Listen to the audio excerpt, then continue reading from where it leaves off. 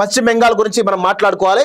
పశ్చిమ బెంగాల్లో చాలా స్పష్టంగా బీజేపీ పార్టీ విజయం సాధించడం జరిగింది. సో ఇక్కడ బీజేపీ పార్టీ విజయం సాధించడం వెనకాల చూసినట్లయితే భారతీయ జనతా పార్టీ 2016లో జరిగినటువంటి ఎంపీ 2018లో జరిగినటువంటి 19లో జరిగినటువంటి ఎంపీ ఎన్నికల్లో మీరు గమనించినట్లయితే ఎంపీ సీట్లను కొట్టడం జరిగింది. అక్కడ ఎంపీ సీట్లు మొత్తంగా రావడం జరిగింది. ఆ తర్వాత జరిగినటువంటి పశ్చిమ బెంగాల్ ఎన్నికల్లో 2021లో జరిగినటువంటి పశ్చిమ బెంగాల్ ఎన్నికల్లో దాదాపు 70 సీట్లు రావడం జరిగింది. ఇప్పుడేమో చాలా స్పష్టంగా తమ యొక్క ఆధిపత్యాన్ని అక్కడ అది కమ్యూనిస్టు కంచుకోట బద్దలు కొట్టి అధికారంలోకి వచ్చినటువంటి మమతా బెనర్జీ 15 సంవత్సరాలుగా పాగా వేసింది. సో మమతా బెనర్జీ సంబంధించినటువంటి కంచుకోట బద్దలు కొట్టి ఈరోజు బీజేపీ పాగా వేయడం అంత ఆషామాషి విషయం కాదు. సో వీళ్ళు ఇటు భారతీయ జనతా పార్టీని బలోపేతం చేస్తూ ఇంకొక వైపు మమతా బెనర్జీ యొక్క ఓటు బ్యాంకును కూడా ఢీకొట్టడానికి ఆ ఓటు బ్యాంకును కంప్లీట్గా చేయడం కూడా చాలా పెద్ద ఎత్తున ప్రయత్నం చేసింది. బీజేపీ బలోపేతం ఒకవైపు జరుగుతూనే మమతా బెనర్జీ యొక్క కంచుకోట్లను బద్దలు కొట్టాలని చెప్పేసి కూడా చాలా స్పష్టంగా తనకు ఉండేటువంటి ఓటు బ్యాంక్ అవుతుందో ఆ ఓటు బ్యాంకు విషయంలో ఎస్ఐఆర్ ద్వారా మీరు గమనించండి, ఎస్ఐఆర్ ద్వారా 90 లక్షల ఓట్లను తొలగించడం జరిగింది. అది మమతా బెనర్జీకి చాలా పెద్ద దెబ్బగా కనబడతా ఉంది. సో అది దాదాపు 100 నియోజకవర్గాల్లో ఈ యొక్క ఫలితాలు తారుమారు చేసింది అనేది చాలా స్పష్టంగా అర్థమవుతుంది. అంటే ఎత్తుకు పై ఎత్తులు వేస్తూ ఎట్లయినా సరే మమతా బెనర్జీని ఓడగొట్టాలని చెప్పేసి చాలా పెద్ద ఎత్తున ప్రయత్నాలు చేసి విజయం సాధించడం జరిగింది భారతీయ జనతా పార్టీ. దానిలో 100 నియోజకవర్గాల్లో ఎస్ఐఆర్ ద్వారా 90 లక్షల ఓట్లు ఏవైతే ఉన్నాయో ప్రభావితం చేసినాయని చెప్పేసి చాలా స్పష్టంగా తెలుస్తుంది. దానివల్లనే భారతీయ జనతా పార్టీకి విజయం సాధించడం జరిగింది అని చెప్పేసి కూడా తెలుస్తూ ఉంది. సో ఇది మమతా బెనర్జీకి కొంత ఇబ్బందికరమైన పరిస్థితి ఏర్పడుతున్నట్టుగా చాలా స్పష్టంగా అర్థమవుతుంది.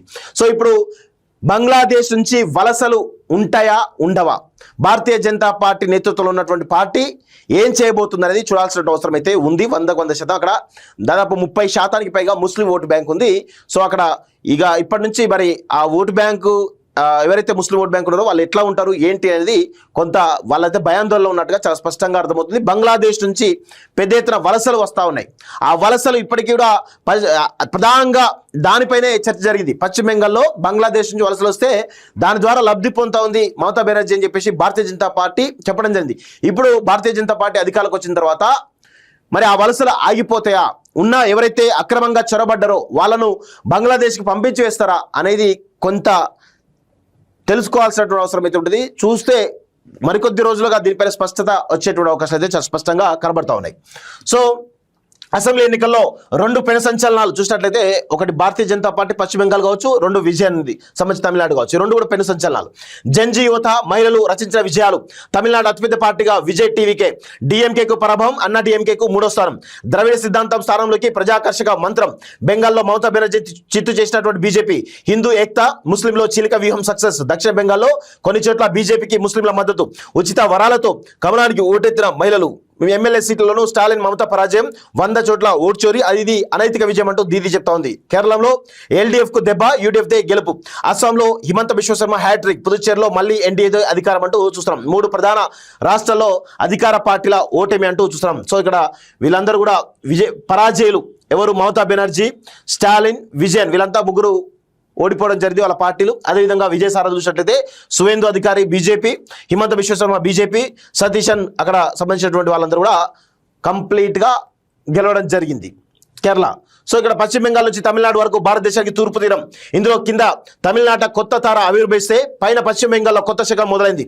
ఇటీవల జరిగిన 4 రాష్ట్రాలు పుదుచ్చేరి అసెంబ్లీ ఎన్నికల్లో ప్రజలు సరికొత్త చరిత్ర లిఖించారు. 4 దశాబ్దాల కిందటి టీడీపీ విజయాన్ని తలపించేలా సినీ నటుడు విజయ్ నేతృత్వంలోని తమిళగా వెట్రి కలగం టీవీకే పార్టీ ప్రారంభమైన 2 ఏళ్లలోనే దాదాపు సంవత్సరం కాలే ఇంకా 15 నెలల్లోనే అసెంబ్లీ ఎన్నికల్లో పెను సంచలనం సృష్టించింది. తమిళనాడు అసెంబ్లీ 234 సీట్లు ఎన్నికల్లో 107 స్థానాలతో అతిపెద్ద పార్టీగా ఆవిర్భవించింది. టీవీకేకు మద్దతు ఇచ్చేందుకు చిన్న పార్టీలు సుముఖత చూపుతున్న నేపథ్యంలో ఆ పార్టీ అధ్యక్షుడు జోసెఫ్ విజయ్ సీఎం కావడం లాంఛనమే. ఇక పశ్చిమ బెంగాల్లో అధికార పగ్గాలు చేపట్టిన కలను బీజేపీ ఎన్నికలకు నెరవేర్చుకుంది. ఇక్కడ అసెంబ్లీలో 294 స్థానాలు ఉండగా బీజేపీ ఏకంగా 206 సీట్లో విజయం దుదిపి భోగించింది. మమతా బెనర్జీని మట్టి కనిపించిన సువేందు అధికారి ఇక్కడ సీఎం రేసులో ముందు వరుసలో ఉన్నారు. అర్ధ శతాబ్దం పాటు వామపక్షాలు టీఎంసీఎల్న బెంగాల్లో తొలిసారి బీజేపీ ప్రభుత్వాన్ని ఏర్పాటు చేయబోతుంది. ఇక కేరళలో కాంగ్రెస్ కూటమి, అదేవిధంగా పుదుచ్చేరిలో బీజేపీ కూటమి, ఇవన్నీ కూడా విజయం సాధించే చాలా స్పష్టంగా తెలుస్తూ ఉంది. ఇది పశ్చిమ బెంగాల్ సంబంధించినటువంటి న్యూస్ అండి. గంగోత్రి నుంచి గంగాసాగర్ దాకా దేశంలో ప్రతి చోట కమలం వికసిస్తుంది. గంగామాత ప్రవహిస్తున్న చోట ప్రతి చోట బీజేపీ ఎన్డీఏ ప్రభుత్వాలు ఏర్పడ్డాయి. ఆ బెంగాల్ ఎన్నికల్లో బీజేపీ సుపరిపాలన రాజకీయాలు ఘన విజయం సాధించాయి. ప్రజలు అద్భుతమైన తీర్పిచ్చారు. వారి కలల్ని ఆకాంక్షలు నెరవేరుస్తాం. ఈ ఎన్నికలు ఎప్పటికీ గుర్తుండిపోతాయి. తమిళనాడు కేరళలో విజయం సాధించిన పార్టీలకు అభినందనలు. ఆ రాష్ట్రాల అభివృద్ధికి మా సహకారం కొనసాగుతుంది అంటూ చూస్తా ఉన్నాం. సో ఇది ఒక పరిస్థితి కనబడతా ఉంది. అదేవిధంగా ఇది ఎవరు దళపతి విజయ్కి సంబంధించినటువంటి న్యూస్. ఆయన సినిమాల్లో మాస్టర్, అభిమానులు ఖుషి చేశారు. తన నటనతో అదిరింది గురువు అనిపించుకున్నారు.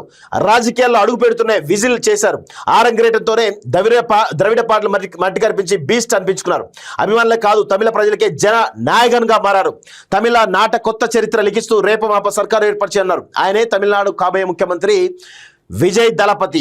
అది ఒకప్పుడు కమ్యూనిస్టుల కోట. దశాబ్దాల పాటు వాళ్ళే అప్రతిహతంగా రాజ్యమేలారు. దశాబ్దన్నరగా మమతా బెనర్జీ కంచుకోటగా మారింది. ఆ సమయంలో పంచాయతీలోనైనా కాషాయ జెండా ఇక్కడ ఎగరడమే గగనమని అనుకున్నానంత. కానీ కమ్యూనిస్టుల పతనం ఇక్కడ కాషాయానికి ఊపిరిపోసింది. 2016లో కేవలం 3 సీట్లతో ప్రారంభమైనటువంటి బీజేపీ ఇప్పుడు ఏకంగా 2206 సీట్లతో సర్కారు ఏర్పాటుకు సిద్ధమైంది. తూర్పున కూడా కాషాయ ఆమోదంతో కమలం వికసింది. భారతదేశ రాజకీయ ఎన్నికల చరిత్రలో నిలిచిపోయే 2 సందర్భాలు ఇవే అంటూ చూస్తాను. 100% అసలు పశ్చిమ బెంగాల్లో బీజేపీ రావడం గగనం అనుకున్నారు. కానీ అక్కడ బీజేపీ వచ్చేసింది. తమిళనాడులో ద్రవిడ పార్టీలు అయినటువంటి డిఎంకేకు ఏఐడిఎంకేకు అసలు వాళ్ళు ఆ 2 పార్టీలు కొట్టడం అసాధ్యం అనుకున్నారు. కానీ అది సుసాధ్యం అయిపోయింది. సో ఇది భారతదేశ రాజకీయ చరిత్రలో ఈ 2 సందర్భాలు గుర్తుంటాయి. 100% గుర్తుంటాయి.